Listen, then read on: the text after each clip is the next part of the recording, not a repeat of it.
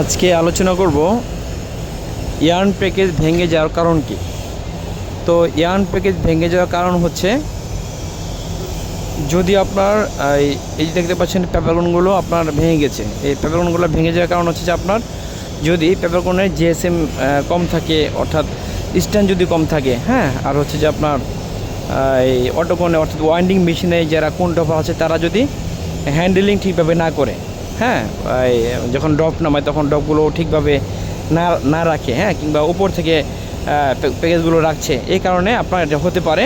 পাশাপাশি হিটসেট থেকে যখন আপনার হিট বের হয় তখন প্যাকেজগুলো কী হয়, অনেক সময় আপনার ভিজে থাকে, অর্থাৎ এটা আসলে স্টিম বেশি হওয়ার কারণে হতে পারে, এটা আমাদের খেয়াল রাখতে হবে। পাশাপাশি আপনার হচ্ছে যে প্যাকিং সেকশনে যেটা হয়, এখানে যারা প্যাকার আছে তারাও কিন্তু হ্যান্ডেলিং একদম খুব খারাপভাবে করে থাকে।